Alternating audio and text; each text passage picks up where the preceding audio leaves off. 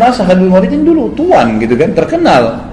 Bila Umar ingin menghilangkan perasaan itu dari Bilal dan juga ingin mendidik kaum muslimin tentang sebuah poin penting, tidak ada fanatisme dalam Islam. Maka Umar radhiyallahu anhu mengutus Bilal, mengatakan, wahai Bilal, pergilah ke pasukan muslimin yang dipimpin oleh Khalid bin Walid. Lalu bacakan suratku ini di Khalid, pada Khalid, sementara Khalid kamu suruh tidur di tanah dan kamu letakkan telapak kakimu di pipinya. Ini perintah yang memang berat gitu ya, bagi Bilal berat dan satu perilaku yang aneh gitu, tapi dilakukanlah. Bilal patuh, Bilal mengatakan baiklah Amir Mu'minin. Tiba di sana, Bilal datang kepada Khalid bin Walid, masuk dalam kemah, bicara baik-baik, wahai Khalid, Amir Mu'minin memerintahkan saya seperti ini. Bagaimana pendapatmu? Saya harus memanggilmu dengan suara keras dari luar kemah, saya menyuruh kamu meletakkan pipimu di tanah, lalu saya letakkan telapak kakiku di atas pipimu, baru saya bacakan surat ini. Khalid bin Walid waktu itu memang lagi diuji juga imannya. Dia mengatakan, wahai Bilal, kita sudah masuk Islam, lupakanlah masa jahiliyah, lakukan apa yang Amir Mu'minin perintahkan. Maka Bilal pun keluar dari kemah lalu teriak dari luar mengatakan, wahai Khalid ibn Walid, keluar, gitu kan? Begitu keluar, letakkanlah pipimu di tanah dan aku akan letakkan telapak kakiku di pipimu sebagai perintah dari Amir Mu'minin. Semua pasukan lihat. Di pasukan ini banyak orang-orang Quraisy yang tahu kedudukannya Bilal dulu, yang tahu kedudukannya Khalid bin Walid dulu. Ini tuan, ini budak, bekas budak, gitu kan? Lalu Khalid bin Walid mengatakan, letakkanlah kakimu hai Bilal dan jangan ragu. Dan tidak boleh ada yang marah dengan Bilal. Semua orang diam. Bilal pun meletakkan kakinya di atas pipinya Khalid bin Walid dan lagi diletakkan di tanah, lalu membaca suratnya Amir Mu'minin Umar. Umar berkata, ini surat dari Amir Mu'minin kepada pimpinan perang Khalid bin Walid. Telah sampai berita kepada saya bahwasanya kau berkhianat dalam masalah ghanimah atau rampasan perang. Kalau benar, maka beristighfarlah, bertobat sama Allah dan saya lengserkan kamu dari jabatanmu. Kalau tidak benar, maka kau mengatakan tidak benar sementara Bilal masih menginjak pipimu, gitu kan? Dan saya akan tetap mencopot kau dari kepemimpinan, tetap kau berperang tapi bukan lagi pemimpin, agar tidak ada fitnah yang kena di tengah-tengah muslimin. Maka Khalid bin Walid dalam kondisi terinjak pipinya mengatakan itu tidak benar. Sudah selesai, Bilal menyampaikan berita tersebut, tapi dia tetap dicopot dari jabatannya.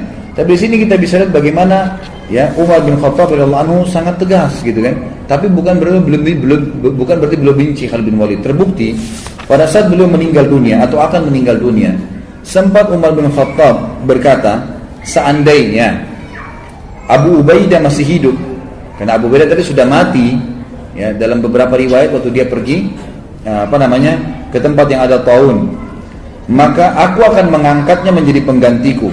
Sebab kalau aku ditanya oleh Rabbku hari kiamat, kenapa engkau memilih Abu Ubaidah?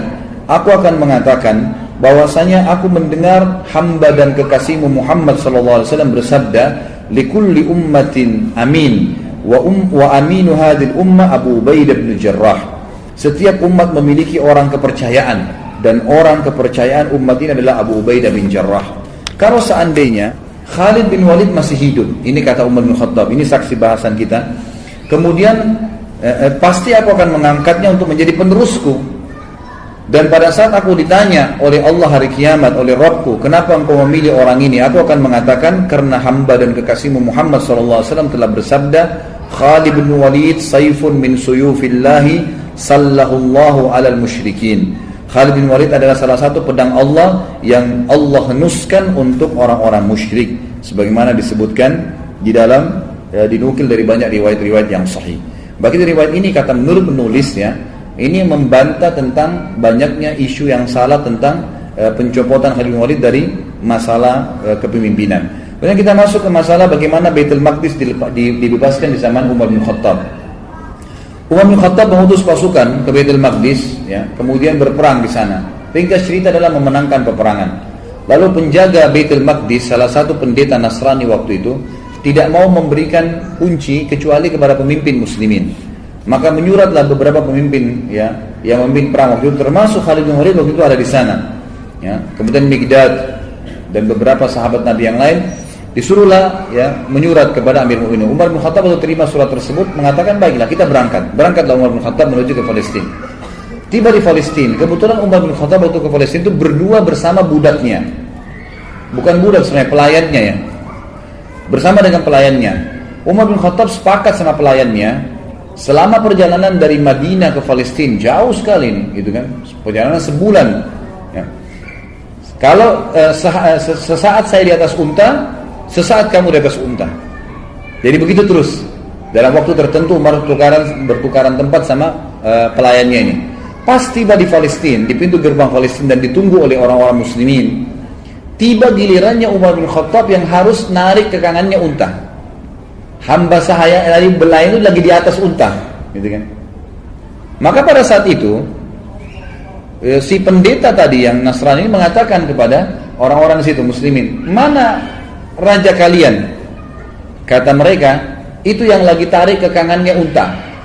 Siapa yang di atas unta itu? Kata pendetanya, itu pelayannya dia, gitu kan? Lalu kata pendeta ini, orang inilah yang telah disebutkan dalam Injil akan menerima kunci Baitul Maqdis. Ternyata disebutkan dalam Injil, satu waktu nanti akan datang dibebaskan oleh seseorang yang adil dan dia akan bersama dengan pelayannya dan dia akan menarik ke kanan unta pelayannya. Sampai seperti itu. Dan pada saat itu pendeta ini tambah kagum lagi karena 4 orang pimpinan perang Khalid bin Umar bin Khattab waktu itu menyambut Umar dengan baju yang bagus-bagus. Kudanya juga dihiasi dengan bagus. Waktu mereka mendekat mau salaman sama Umar gitu kan, mau turun dari kudanya, Umar bilang jangan turun dulu. Dari mana kalian dapat pakaian-pakaian ini? Kata mereka, kami memakai ini Amir Mukminin agar musuh-musuh Allah takut. Sama Umar diambil batu dilemparin. Semuanya dilemparin sama Umar, gitu kan? Kata Umar, baru saja Allah bukakan kalian sedikit wilayah, kalian sudah memakai baju-baju yang mewah, buka, disuruh ganti baju yang dulu, gitu kan? Sampai akhirnya mereka membuka bajunya. Pendeta itu pun hanya kaget melihat perilaku Umar bin Khattab. Gak ada raja di dunia seperti ini, gitu. Nah, ini diantara hal yang terjadi di Baitul Maqdis dan beliau sempat masuk di Baitul Maqdis. Kemudian beliau menanyakan kepada seorang rahib di situ pada saat itu bernama Ka'ab al-Ahbar. Ya, dia kemudian menunjukkan, ya, menurut di riwayat ini dikatakan Umar bertanya padanya, di mana menurut riwayat dalam Injil pun, ya, bahwasanya Nabi terakhir Muhammad SAW masuk di Baitul Maqdis dan mereka punya berita itu. Mereka mengatakan dari pintu ini. Maka Umar pun masuk di situ. Kemudian Umar bin Khattab mengerjakan sholat di situ. Ini termasuk. Kemudian pelajaran yang lain juga disebutkan oleh beliau adalah sikap yang diambil menjadi hukum pada saat terjadi Amu Ramada. Ramada ini masa peceklik, kering sekali Madinah. Ya, sampai Umar tadi mulai lebih zuhud lagi, tidak makan kecuali nasi sama roti sama minyak, dan itu membuat kulitnya sampai jadi hitam. Tapi ada sebuah pelajaran. Waktu itu Umar bin Khattab mengumpulkan masyarakat Madinah, kemudian mengajak mereka sholat istisqa. Pada saat diajak sholat, ini riwayat Bukhari ya, pada saat diajak sholat istisqa, Umar bin Khattab memberikan pelajaran lagi kepada kita semua. Dia berkata dengan suara keras selesai sholat, mengatakan, ya Allah, dulu jika kami tertimpa kekeringan, maka kami bertawassul kepadamu dengan doa nabimu, lalu engkau menurunkan hujan kepada kami. Sekarang nabi kami sudah mati, maka kami bertawassul kepadamu dengan doa pamannya, itu Abbas radhiyallahu anhu, maka berilah kepada kami hujan. Kemudian Umar meminta Abbas untuk berdoa kepada Allah subhanahu wa ta'ala. Lalu Abbas pun berkata, ya Allah, sebuah bencana telah menimpa, ya, sebuah bencana tidak menimpa kecuali karena adanya dosa. Ia tidak terangkat kecuali dengan taubat. Orang-orang memintaku menghadap kepadamu karena kedudukanku di sisi nabimu Muhammad SAW. Ini adalah tangan-tangan kami terangkat kepadamu dengan dosa-dosa. Sedangkan ubun-ubun kami kepadamu dengan taubat. Turunkanlah hujan buat kami. Maka tiba-tiba mendung dan turunlah hujan dengan lebat.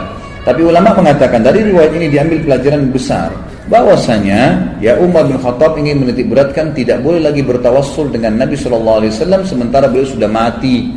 Ya, seperti banyak orang sekarang bertawassul gitu kan dengan Nabi SAW. Kalau beliau masih hidup lain, tapi kalau sudah mati orang saleh, Nabi tidak boleh lagi dijadikan sebagai perantara. Allah alam. Ini disebutkan dalam riwayat Bukhari dalam kitab Istisqa. Kemudian kita masuk ke masalah bagaimana berpisahnya dengan Umar radhiyallahu anhu, artinya kematian beliau, gitu kan. Ditulis oleh penulis ini dikatakan saatnya untuk berpisah. Ya. Umar bin Khattab sering kali berdoa, disebutkan dalam riwayat Bukhari, beliau selalu mengatakan, Allahumma rzuqni syahadatan fi sabilik waj'al mauti fi baladi rasulik sallallahu alaihi wasallam. Beliau mengatakan, ya Allah, karuniakanlah kepada aku syahadah, mati syahid di jalanmu dan jadikanlah kematianku di negeri Rasulmu, ya, di Madinah maksudnya. Maka pada saat itu Hafsah berkata, wahai ayahku, bagaimana bisa Allah menyatukan keduanya? Anda ingin mati syahid, tapi mati syahidnya di kota Nabi. Sementara waktu itu Madinah menjadi ibu kota Islam yang sangat kuat, mustahil bisa diserang udah. Pasukan Islam sudah menyebar kemana-mana, Persia sudah runtuh, sebagian besar wilayah Romawi sudah runtuh, jauh sekali orang-orang kalau mau menyerang Madinah. Bukan seperti di zaman Nabi SAW yang masih dekat, orang Mekah, suku-suku Arab masih ada yang belum masuk Islam. Ini sudah habis semuanya gitu kan. Maka Umar mengatakan, ya'ti bihallah insya Allah akan datangkan kalau Allah mau. Ternyata betul, ya, beranjak daripada kisah ini, beranjak daripada doa ini, maka ada sebuah, ya, kisah yang harus diketahui, bahwasanya Mughirah ibn Syu'bah radhiyallahu anhu, salah satu waktu itu gubernur yang ditunjuk oleh Umar bin Khattab di Irak, dalam sanad yang sahih, menulis surat kepada Umar bin Khattab mengatakan, wahai Amir Mukminin, saya memiliki seorang budak. Budak ini bernama Abu Lu'lu, gitu, orang Majusi. Orang ini mahir, bisa buat senjata, bisa buat pedang, bisa buat perisai, bisa buat macam-macam. Bahkan dia bisa membuat alat yang untuk mengalirkan air. Orangnya pintar sekali. Izinkanlah dia masuk ke Madinah, wahai Amir Mukminin. Waktu itu Umar bin Khattab tidak pernah mengizinkan orang-orang yang belum masuk Islam itu masuk ke Madinah. Kalau sudah masuk Islam lain. Kalau belum masuk, itu Abu Lu'lu belum masuk Islam, gitu kan? Dimasukkan untuk membantu muslimin agar bermanfaat. Nah, Umar bin Khattab menolak awalnya. Kedua, Mughirah bin Syu'bah terus mendesak sampai akhirnya Umar bin Khattab izinkan. Waktu itu Mughirah bin Syu'bah meminta bayaran dari budaknya ini setiap hari kalau nggak salah 100 dirham pembayaran dari hasil kerjanya, gitu kan. Maka dia pun datang, Abu Lu'lu, kepada Umar mengatakan, wahai Amir Mukminin, ini Mughirah menyiksa saya, banyak yang diminta 100 dirham, padahal 100 dirham kecil untuk hasil dia. Kata Umar, 100 dirham kecil dari pendapatan kamu yang kamu lakukan. Begitu banyak pendapatan yang didapatkan, bisa masuk sampai ribuan dirham dalam sehari. Maka itu kecil sekali. Dia pun akhirnya jengkel dengan Umar bin Khattab, dan ini awal masalah. Maka dia pun akhirnya setiap kali ketemu Umar marah, pesannya kayak marah gitu. Kenapa Umar bin Khattab tidak membela dia? Lalu satu waktu Umar lagi lewat dan berkata, apa yang kamu lakukan? Dia mengatakan, saya sedang mempersiapkan sesuatu, wahai Amir Mukminin, untuk Anda yang umat Islam tidak akan lupakan, gitu kan?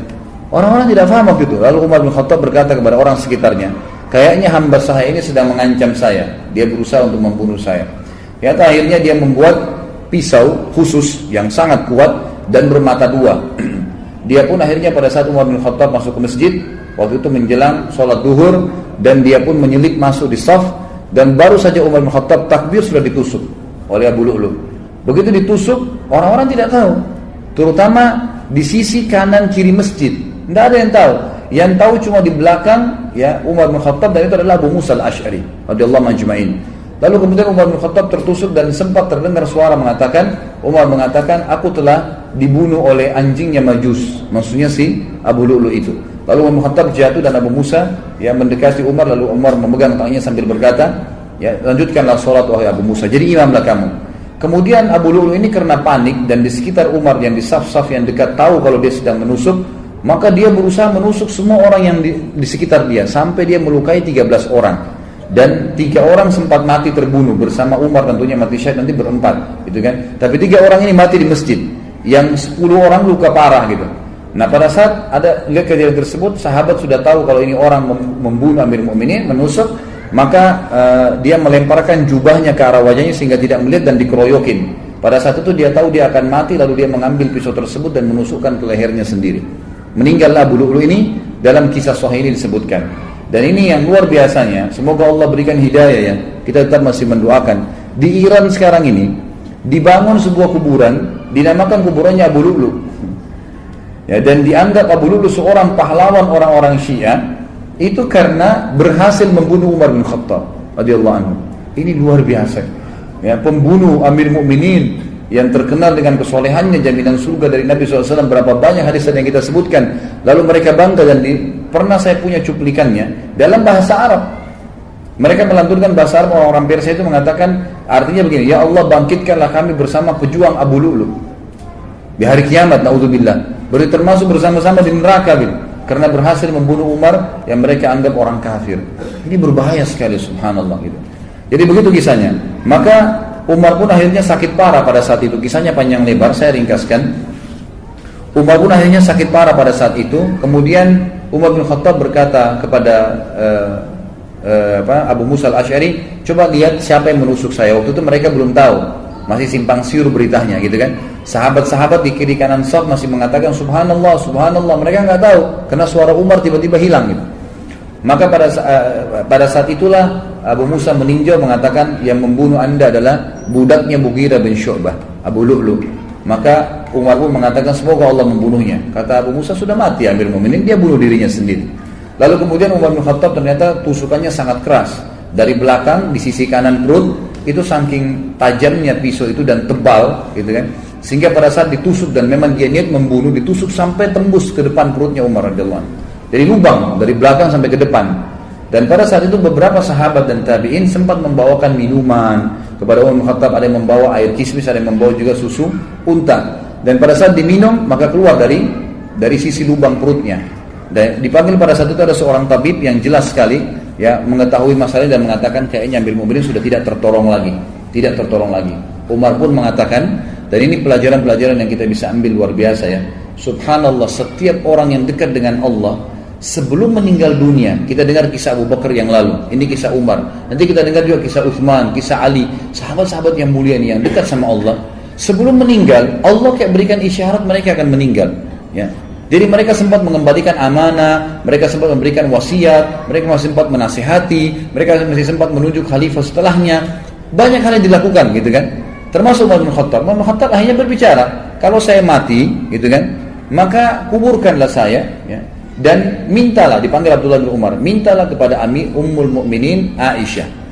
Minta kepada Aisyah agar Aisyah mengizinkan aku dikuburkan bersama dua sahabatku, Rasulullah SAW dan Abu Bakar.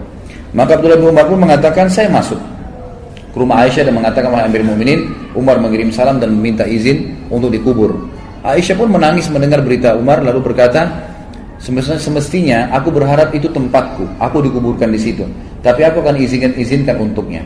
Waktu kembali Abdullah bin Umar kepada ayahnya Umar bin Khattab radhiyallahu anhu ajma'in, Umar berkata waktu disampaikan, apa beritamu? Abdullah bin Umar mengatakan, Ummul Mukminin mengizinkan. Kata Umar, segala puji bagi Allah yang menerima doa ini.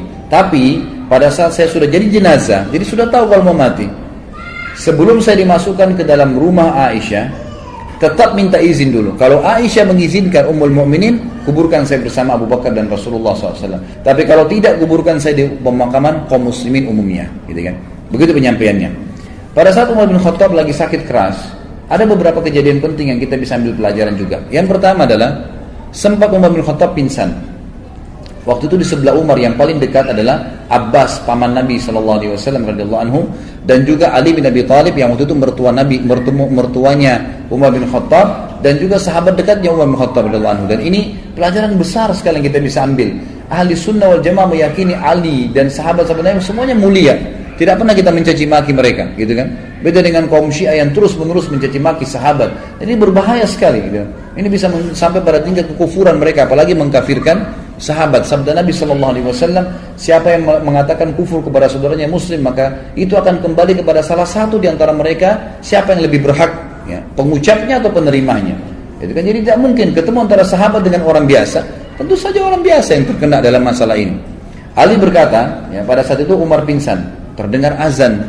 Lalu Abbas berkata, bagaimana nih kepada Ali? Amir Mu'minin lagi pingsan. Kata Ali, ada rahasianya. Lalu Ali pun mendekati kuping Umar sambil berkata, As-salah ya Amiral Mu'minin, As-salah ya Amiral Mu'minin. 3 kali. As-salah ya Amiral Mu'minin. 3 kali ucapin, salat wahai Amir Mu'minin. 3 kali. Tiba-tiba Umar yang kondisi pingsan, perutnya ini lubang dari belakang ke depan, ya, terbangun lalu mengatakan, iya, tidak ada Islam bagi orang yang tidak sholat. Sholat membangunkan dari pingsan, subhanallah. Ya, kita kadang-kadang hanya kena tidur malam, sudah lama tidurnya, ranjangnya enak, nggak bisa bangun dengan azan, kupingnya dikincingi sama setan, gitu kan. Tapi kalau ini enggak, radhiyallahu anhu, bangun dalam kondisi pingsan bisa bangun hanya dengan mendengar sholat, karena kuatnya imannya. Lalu dalam riwayat lain juga dikatakan Umar bin Khattab sempat tertidur pingsan, tidak dibangunkan pada saat itu sampai menjelang mau terbit matahari. Lalu Umar bangun. Kata Umar, apakah orang-orang sudah sholat subuh? Kata mereka, sudah Amir Mu'minin. Lalu Umar mengatakan, iya. tidak ada ya bagian yang boleh dihormatin, diberikan jabatan di dalam Islam bagi seseorang yang tidak sholat. Ya, maka terjadilah pada saat itu Umar bin Khattab pun sholat subuh sendirian sambil duduk. Ini riwayat yang pertama. Riwayat yang kedua, pada saat beliau sakit keras, maka datanglah orang-orang yang mendoakan, mengatakan Amir Mu'minin, adalah utusan, adalah pendamping Rasulullah SAW, adalah ini, dipuji-pujilah Umar bin Khattab. Selalu menepis, jangan katakan itu, terus begitu. Sampai ada seorang anak laki-laki berkata, wahai Amir Mu'minin, bergembiralah dengan berita gembira dari Allah kepadamu, persahabatanmu dengan Rasulullah SAW. Itu sudah satu nilai. Perjuanganmu dalam Islam yang telah engkau ketahui, kemudian engkau memimpin dengan adil, kemudian engkau meraih syahadah, mati syahid sekarang. Lalu Umar menjawab, aku berharap semua itu tidak ada sambutannya denganku. Artinya jangan sampai aku merasa bangga dengan itu. Lalu ya, untuknya beliau mengatakan, dan akhirnya aku lepas dari tanggung jawabku, atau aku akhirnya tetap bertanggung jawab dengan dosa-dosa yang aku lakukan. Lalu pada saat anak muda itu mau keluar, ternyata anak muda ini bajunya menutupi mata kakinya. Dan ini riwayat jarang sekali disebutkan. Sebenarnya riwayat ini riwayat sahih ya, yang menyebutkan tentang dilarangnya laki-laki untuk isbal, menutup mata kakinya dengan celananya, dengan pakaiannya. Ini masuk dalam bab isbal sebenarnya. Lalu Umar melihat ternyata sarungnya, pakaiannya laki-laki anak muda itu menyentuh tanah, menutup mata kakinya. Lalu Umar berkata, panggil anak muda itu ke sini. Dipanggil kembali. Lalu Umar dalam kondisi sudah mau meninggal, lemah, masih bisa menasihatin orang lain. Apa yang dia katakan? Ya ibna akhi, irfa' thawbak, fa innahu abqa li thawbik wa atqa li rabbik. Wahai keponakanku, ya, biasanya orang dalam agama kita ini, kalau ada seseorang anak muslim lebih muda, ya, kita bisa mengatakan wahai anak saudaraku. Ya, kalau kita biasa mengatakan keponakan, karena ayahnya kan saudara kita dalam Islam. Ya, biasa dikatakan gitu, ya benar akhi, gitu kan. Angkatlah pakaianmu, karena itu akan lebih awet bagi pakaianmu, tidak mudah kotor, ya, tidak bisa menjatuhkan kamu, karena kalau panjang bisa menjatuhkan, bisa keinjak dan seterusnya. Dan itu lebih bertakwa kepada Rabbmu. Kemudian Ibnu Abbas berkata, aku berkata kepada Umar, bergembiralah, engkau akan meraih surga. Sungguh engkau telah menyertai Rasulullah dalam waktu yang lama. Engkau memegang urusan orang-orang beriman. Engkau bersikap tegas dalam menunaikan amanah. Umar berkata, adapun berita gembira surga yang engkau katakan kepadaku, demi Allah, seandainya aku mempunyai dunia dengan segala isinya, niscaya aku akan menjadikannya sebagai tebusan untuk menghadapi ketakutan besar yang ada di hadapanku sebelum aku mengetahui berita itu. Maksudnya, aku akan, ya, belum bisa aku mengatakan itulah pegangan, itu jadikan pegangan surga itu, walaupun sudah dijamin oleh Nabi SAW. Kalau seandainya aku punya dunia dan seluruh isinya, aku akan jadikan sebagai tebusan agar bisa mendapatkan surga itu. Adapun ucapanmu bahwasanya aku telah memegang urusan umat Islam, demi Allah aku berharap bahwa hal itu tidak ada sambutannya denganku. Untung ruginya tidak ada hubungannya denganku. Adapun yang engkau katakan bahwa aku telah menyertai Nabi SAW, maka hal tersebut benar. Hal tersebut benar. Ini diriwayatkan oleh Imam Ahmad dalam musnadnya. Kemudian Imam Az-Zahabi juga mengatakan, Ibnu Umar berkata radhiyallahu anhum ajmain, kepala Umar berada di pangkuanku pada saat beliau sedang tertusuk, ya. Lalu ia berkata, letakkan pipiku di tanah, kata Umar. Lalu aku meletakkannya, kata Abdullah bin Umar radhiyallahu anhu ajmain. Dia berkata, celaka bagiku dan celaka bagi ibuku jika Rabbku tidak merahmatiku. Artinya betul-betul kecelakaan, ya, luar biasa kalau sampai aku tidak, ya, diampuni oleh Allah Subhanahu wa taala. Lalu beliau sempat sebelum meninggal juga memberikan wasiat kepada, beliau mengatakan, aku berwasiat kepada khalifah yang datang setelahku, berbuat baik kepada muhajirin angkatan pertama, karena mereka lah orang-orang yang telah masuk Islam di awal, ya, dan memberikan hak-hak mereka, menghormati mereka. Yang kedua, aku berwasiat kepada orang-orang Ansar yang telah memperjuangkan dan menjual seluruh harta dan jiwa mereka untuk agama. Lalu berbuat baiklah kepada rakyat-rakyat di kota-kota dan di desa-desa, karena mereka adalah pejuang-pejuang Islam. Berbuat baiklah kepada orang-orang Badui, karena mereka adalah orang-orang asli muasal orang Arab dan penopang Islam. Serta aku juga mewasiatkan berbuat baik kepada zimmah, ahli zimmah, orang-orang kafir yang di bawah naungan pemerintahan Islam, karena, ya, hak mereka harus dipenuhi sebagaimana Nabi SAW perintahkan. Ada beberapa pujian sahabat-sahabat, ya, yang kita akan sebutkan poin-poinnya sebelum disebutkan kematian beliau radhiyallahu anhu, kepada Umar bin Khattab. Dan ini pada saat menjelang Umar bin Khattab sakarat dan meninggal dunia, dan beliau meninggal disebutkan dalam banyak athar sangat muda. Tiba-tiba saja beliau setelah memberikan wasiat tadi tentang khalifah setelahnya, lalu beliau menutupkan mata dan beliau meninggal dunia seketika pada saat itu. Tidak ada sesuatu yang melihat itu berat, susah, nggak ada seperti itu. Lalu pada saat itulah puji-pujian harum dari para sahabat datang kepada beliau. Jadi semenjak mereka lihat Umar sudah mulai melemah, sudah mulai ada puji-pujian yang keluar sampai beliau ya dimakamkan. Yang pertama, Abu Wail menyebutkan rahimahullah, berkata, Abdullah bin Mas'ud radhiyallahu anhu datang kepada kami, dia menyampaikan berita kematian Umar kepada kami. Aku tidak melihat hari yang banyak tangisan dan kesedihan daripada hari itu. Kemudian Abdullah berkata, demi Allah, jika aku tahu bahwasanya Umar menyukai anjing, niscaya aku akan menyukainya. Maksudnya saking fanatiknya dengan Umar dan pendapatnya radhiyallahu anhum ajma'in. Umar bin Khattab selalu benar, dan ini disebutkan ya, dinukil 195 dalam buku Ar-Riyadun Nadhirah ya. Kemudian Huzaifah juga berkata, ini kisah atau ungkapan yang kedua, bahwa dia berkata pada hari kematian Umar, pada hari ini kaum muslimin meninggalkan sebuah sisi pagar Islam, artinya kehilangan pagar benteng mereka. Abdullah bin Abbas juga berkata, Huzaifah juga berkata di statement yang lain, Islam pada zaman Umar seperti seorang laki-laki yang melangkah maju, dia tidak bertambah kecuali dekat. Tetapi ketika Umar terbunuh, maka seorang laki-laki itu seperti mundur. Artinya waktu Umar datang, Islam terus maju, mengekspansi sampai kemanapun, dikenal oleh orang. Waktu Umar meninggal, seakan-akan Islam yang berbentuk seperti orang itu mundur, gitu kan? Seakan-akan mundur. Jadi tidak ada lagi yang bisa mengikuti langkah-langkah Umar. Abdullah bin Abbas berkata dalam kisah yang lain atau pendapat beliau, ditanya kepada beliau, apa pendapat anda tentang Umar? Abdullah bin Abbas radhiyallahu anhu berkata, semoga Allah merahmati Abu Hafs, maksudnya Umar. Hafs ini anak pertamanya Umar, laki-laki. Demi Allah, dia adalah pembela Islam, pengayom anak-anak yatim, tempat tinggal tempat tinggal iman, sumber kebaikan, penyantun orang-orang lemah, benteng bagi para khalifah, kokoh dalam kebenaran, suka membantu orang lain, menegakkan hak Allah dengan sabar dan berharap pahala kepada Allah sehingga agama ini tegak.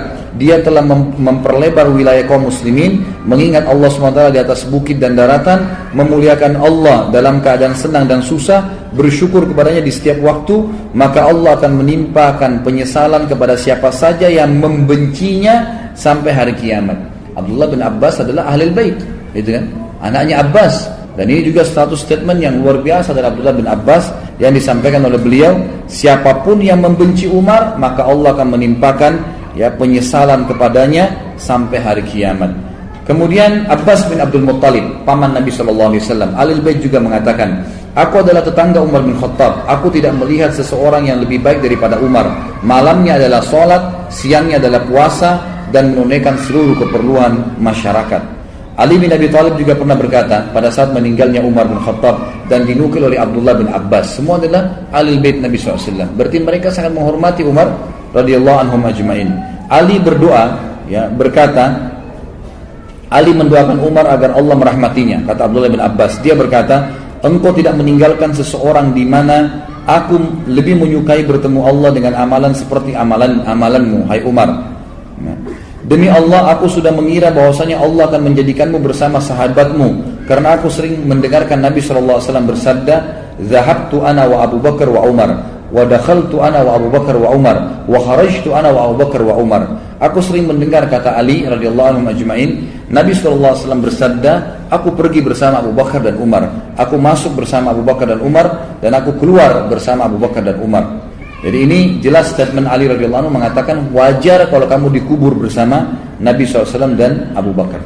Abdullah bin Abbas juga berkata, perbanyaklah mengingat Umar, karena jika kalian mengingatnya, niscaya kalian akan mengingat keadilan. Jika kalian mengingat keadilan, niscaya kalian akan mengingat Allah tabaraka wa ta'ala. Jadi ini statement yang sangat luar biasa. Dan seperti kita tahu ikhwah dan akhwat sekalian, sampai sekarang subhanallah, kita pada saat dari tadi kita mengisahkan Umar, saya yakin berapa persen pun itu jumlahnya, ya, kalau memang Allah mudahkan sampai full, alhamdulillah, bisa semaksimal mungkin 90-100% kita bisa mengambil pelajaran, sangat baik. Berapa persen pun tadi waktu kita dengarkan kisahnya, yang terlintas adalah seorang sosok yang sangat kuat, tegar, dari orang yang tidak baik menjadi orang yang sangat baik, dari orang yang akhirnya ya orang yang jadi pemimpin dan menjadi orang yang sangat adil dalam pemimpinannya, orang yang sangat berani, orang yang sangat sayang dengan masyarakatnya, orang yang sangat zuhud, ya, orang yang sangat wara'. Banyak sekali kelebihan beliau radhiyallahu anhu. Dan dengan membaca kisah beliau, kita akan bertambah iman. Baru membaca kisahnya, bagaimana dengan dia sendiri yang sudah hidup pada masa itu radhiyallahu anhu. Dan saya tutup ikhwas sekalian, ya, ini tentu tambahan kisah saja. Ini setelah Umar bin Khattab meninggal lalu dikuburkan, ya. Sebelum beliau meninggal, beliau sempat dikatakan oleh beberapa sahabat, tunjuklah wahai Amir Mu'minin siapa yang akan menggantikan Anda. Kata Umar radhiyallahu anhu, saya tidak berani menunjuk siapapun kecuali saya harus mengumpulkan 6 orang yang tersisa dari ahli, ya, dari orang yang dijamin masuk surga. Maka kumpulkanlah pada saat itu ada Utsman, Ali, Talha, Zubair, Abdurrahman ibn Auf dan Sa'ad, ya. Dikumpullah 6 orang ini. Lalu kata, ya, Umar radhiyallahu anhu, kumpullah mereka ini. Lalu Umar memanggil mereka ke dalam rumahnya Umar. Lalu Umar berkata, ini ada kamar saya. Ini kamar sering saya gunakan untuk kebutuhan muslimin.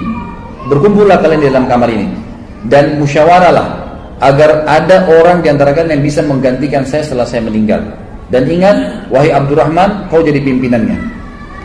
Jangan keluar dari ruangan ini kecuali sudah ada satu khalifah. Kalau enggak, kalian berenam saya penggal lehernya. Umar bin Khattab nunggu depan kamar itu dalam kondisi beliau luka parah nih, gitu kan. Lalu masuklah 6 orang itu bermusyawarah di dalam ini subhanallah, ke-6 sahabat ini saling memuji. Yang satu memuji fadilah yang satunya. Rasulullah SAW bersabda tentang kamu begini, tentang kamu begini. Utsman memuji Ali, Ali memuji Talha, Talha memuji Zubair, terus begitu. Sampai hadis-hadis banyak disebutkan tentang fadilah masing-masing. Terakhir terkerucut dari 6 orang, 2 orang, Utsman dan Ali. Dan akhirnya Utsman bin Affan unggul dengan 2 buah hadis. Tentang hadis Allah malaikat malu dengan, ya, Utsman, dan juga tentang jaminan Nabi SAW surga kepada Utsman setelah membiayai perang, ya, Ushrah. Baik, akhirnya mereka mengatakan Utsman kau tidak bisa mengelak. Utsman pun akhirnya mengatakan baiklah. Keluar dari kamar, Umar tanya, bagaimana keputusan kalian? Kata mereka, kami sudah menunjuk Utsman bin Affan karena kelebihan hadis Nabi SAW tentang dia. Kata Umar, alhamdulillah. Setelah itu Umar pun meninggal dunia. Jadi ini fadilah yang Umar radhiyallahu anhu lakukan. Ada sebuah kisah yang saya tutup dengan kisah ini, sebenarnya tidak berhubungan dengan kematian Umar, tapi saya sempat mendengarkan kisah ini dari salah satu masyayikh, ya, yang beliau sampaikan dalam kasetnya. Saya tambahkan saja. Umar bin Khattab radhiyallahu anhu, beliau sangat senang kalau sudah selesai urusan pemerintahan diurus, beliau sering duduk di masjid dan menunggu kalau ada orang yang mengeluh lagi, atau beliau mendengarkan kisah-kisah unik. Satu waktu ada orang yang datang, dan ini kisah membuat Umar bin Khattab menangis dan tersentuh secara imaniyah. Dan ini juga syekh yang menyampaikan sampai menangis. Saya lihat cuplikan itu, beliau menangis mendengar kisah ini sambil berdoa kepada Allah seperti doanya laki-laki yang akan diceritakan dalam kisah ini. Umar bin Khattab sering kali duduk atau menunggu orang, lalu kemudian dia punya seseorang yang selalu mendampingi dia. Ini tidak disebutkan dalam kisah ini siapa dia. Biasanya Utsman bin Affan atau Abdurrahman bin Auf atau Abdullah bin Abbas.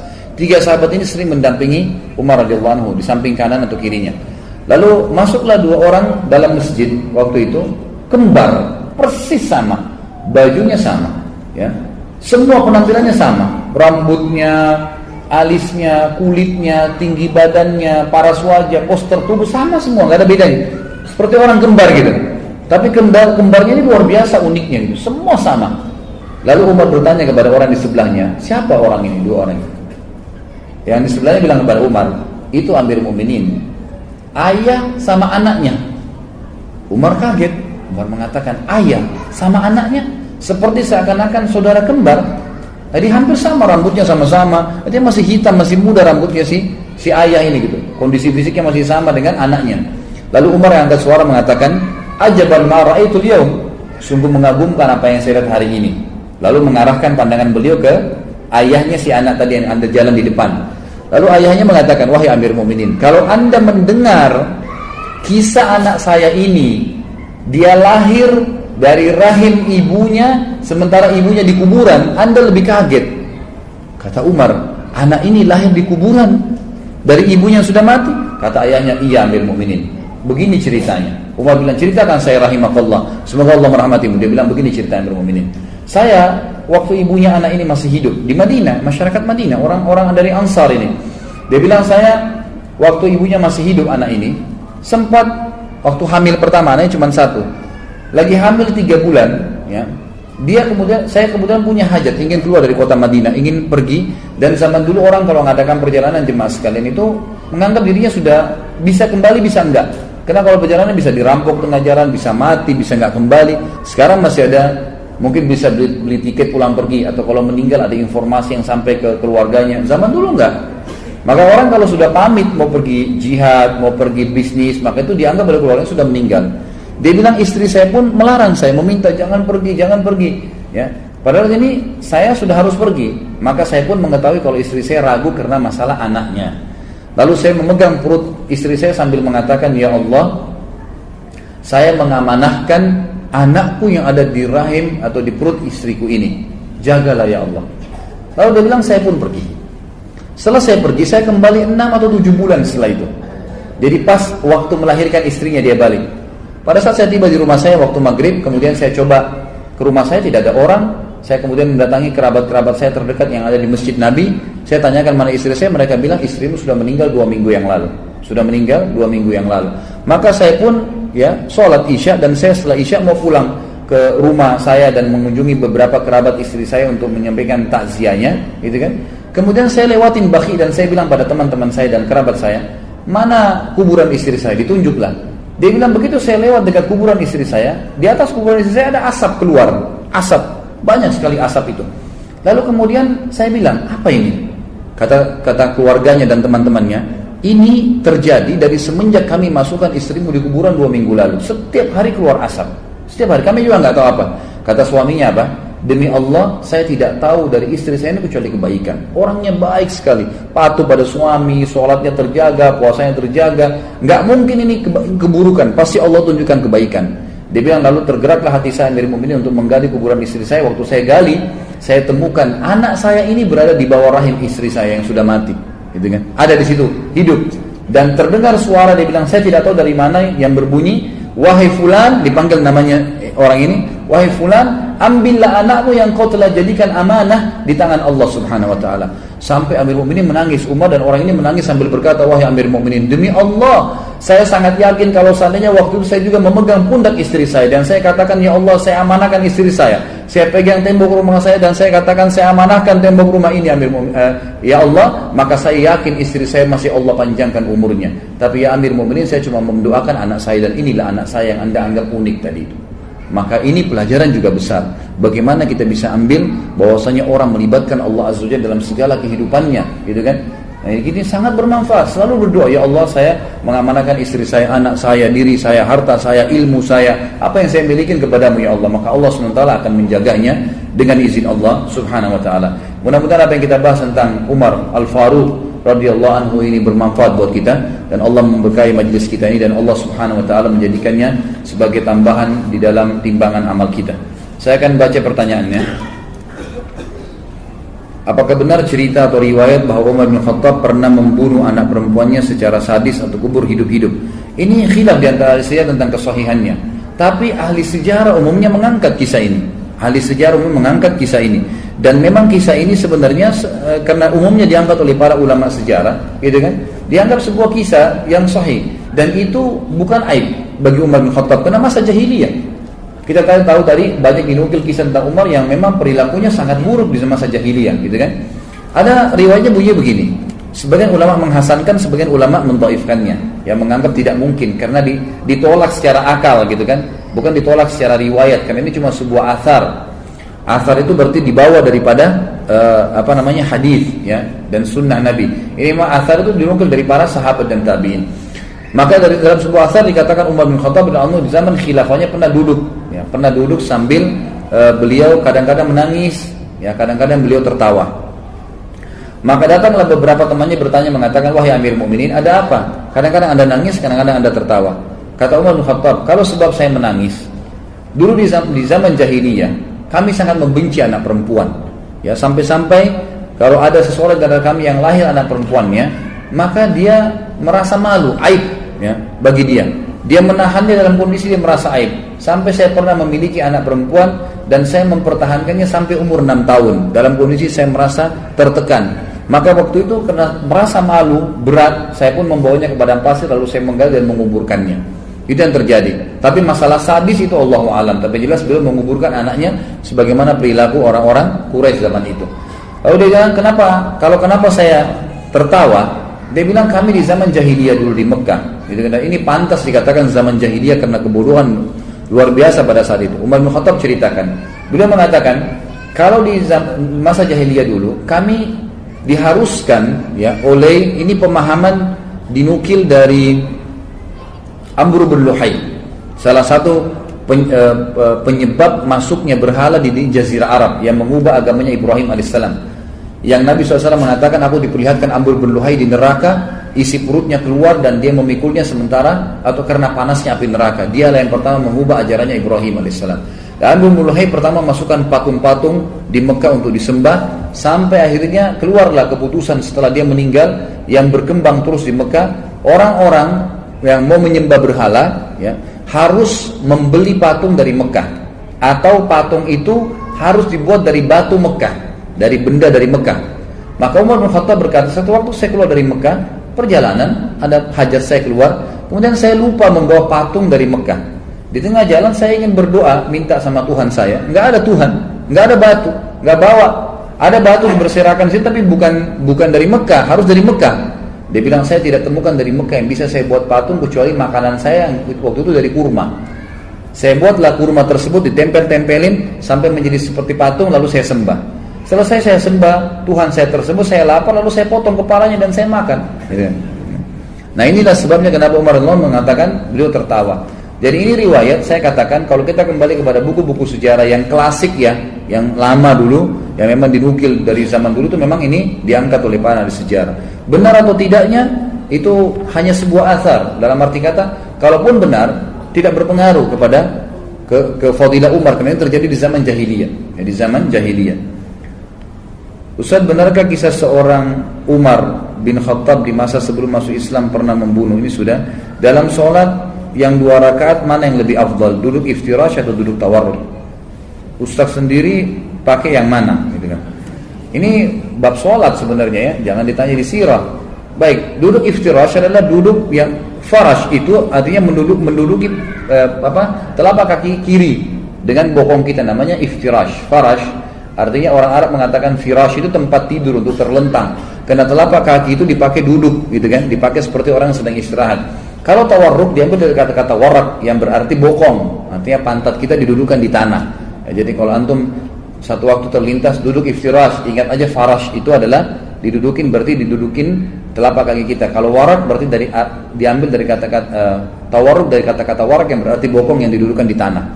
Kalau masalah ini khilaf diantara Imam Syafi'i dan jumhur ulama. Imam Syafi'i rahimahullah mengatakan beranjak daripada hadis yang dihasankan dan disahihkan oleh sebagian ulama, ada yang menghasankan, ada yang mensahihkan, yang berbunyi Nabi SAW setiap kali mau salam duduknya tawarruk. Setiap kali mau salam duduknya tawarruk, jadi duduknya bokong yang dibawa setiap kali mau salam ya.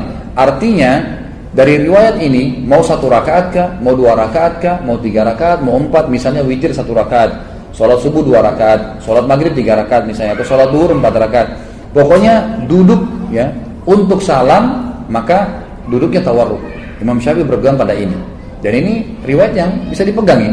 Jumhur ulama, diantara Imam Ahmad yang dominan di sini, rahimahumullah semuanya, beliau berkata ada hadis yang berbunyi Nabi SAW ya, kalau duduk 2 rakaat maka duduknya iftirash. Hadis itu bunyinya begitu. Nabi SAW kalau duduk 2 rakaat duduknya iftirash. Maka Imam Ahmad mengatakan riwayat ini memberikan penjelasan 2 rakaat itu salam atau tidak duduknya iftirash. Dan didukung oleh jumhur ulama, Imam Malik, Imam Abu juga mengatakan bahwasanya ya setiap sholat yang 2 rakaat ke bawah, 2 rakaat, 1 rakaat seperti subuh dan witir, maka duduknya iftirash. Tapi 2 rakaat ke atas, 3 rakaat kayak maghrib, rakaat keempat duduknya tawarruk. Ini kurang lebih saya nukilkan khilaf di antara ulama tentang masalah ini. Tapi Ibnu Qayyim rahimahullah menggabungkan keduanya, mengatakan boleh seseorang mencoba ini dan mencoba itu. Ya, dalam arti kata karena dua-dua memiliki riwayat yang benar. Saya Rafa, anak kelas 2 SD di Bogor, mau tanya, apakah Nabi Muhammad SAW hijrah ke Habasyah? Jawabannya tidak. Nabi SAW tidak hijrah ke Habasyah, tapi memerintahkan para sahabat untuk hijrah ke Habasyah. Berapa lama hijrah ke Habasyah? Kalau perjalanan ke Habasyah itu khilaf ahli sejarah tentang waktunya. Tapi perjalanan yang ditempuh oleh para sahabat dari Mekah ke Jeddah dulu, ke pelabuhan, dan itu ditempuh sekarang dengan 1 jam perjalanan. Kalau dulu itu ditempuh seperempat hari, ya. Jadi 1 hari 24 jam dibagi kurang lebih 8 jam perjalanan sekarang.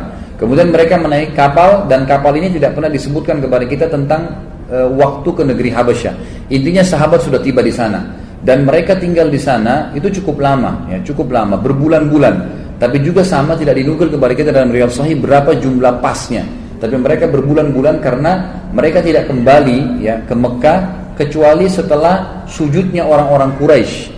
Pada saat mereka mencaci maki Nabi SAW dekat Ka'bah, lalu Nabi SAW, ya, membaca ayat tentang sujud. Lalu semua orang Quraisy tiba-tiba sujud pada saat itu.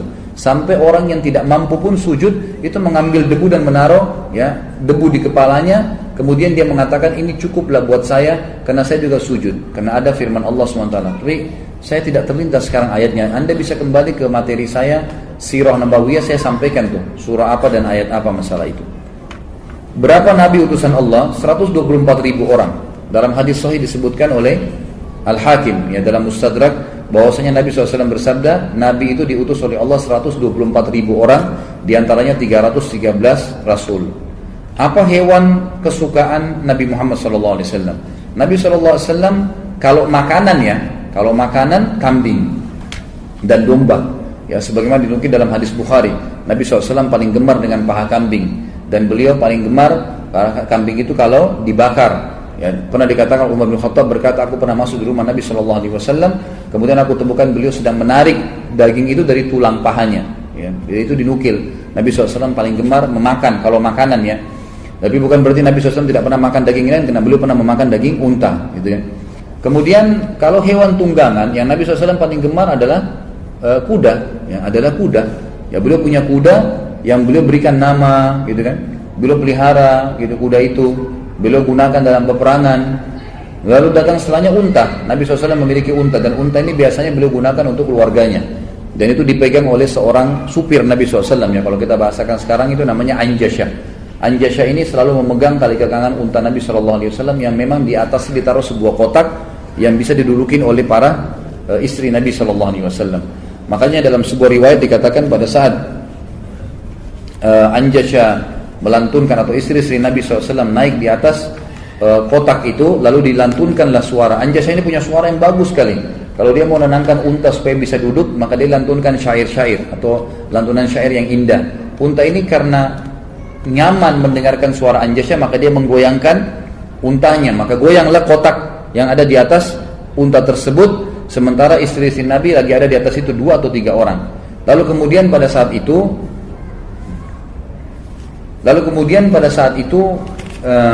Nabi SAW melihat dan khawatir istri-istrinya terjadi sesuatu, maka beliau berkata, mahlan ya Anjasyah, mahlan bil qawarir ya Anjasyah. Hati-hatilah dengan botol-botol kacaku wahai Anjasyah. Jadi kuda, kemudian beliau juga menyukai unta, tapi kuda yang difavoritkan oleh Nabi SAW. Ustaz, bagaimana sikap Umar bin Khattab terhadap tindakan diskriminasi yang terjadi di kalangan rakyat yang ia pimpin? Beliau langsung menghukum, gitu kan. Ada yang salah, sebenarnya kita sudah sampaikan kisah kan. Nah, apa saja yang terjadi di masa beliau yang salah, langsung beliau hukum. Yang benar langsung didukung, gitu kan. Beliau pernah melempar sebuah kerikil kecil ke arah seseorang yang sedang mengangkat suaranya di masjid Nabi SAW. Lalu baliklah dia mengatakan, waktu saya balik saya melihat Umar bin Khattab, lalu saya bertanya, kenapa Anda lemparin saya batu? Kata Umar bin Khattab, kalau kalian bukan penduduk Madinah, kalau kalian penduduk Madinah, maka saya akan cambuk kalian karena kalian sudah melakukan hal-hal yang kalian sudah mengangkat suara kalian di masjid Nabi SAW. Dan banyak kasus-kasus sebenarnya, ya, banyak kasus-kasus. Misalnya ada perampasan hak, maka Umar bin Khattab mengambilnya secara paksa, mengembalikannya, gitu kan. Dan beliau pernah mengatakan dalam statementnya, semua orang yang lemah di antara kalian akan kuat di hadapanku. Apa benar ada riwayat yang menyatakan bahwa seseorang itu akan mengetahui atau merasakan adanya tanda-tanda kematian pada dirinya 40 hari sebelum ia meninggal? Ini enggak ada hadisnya.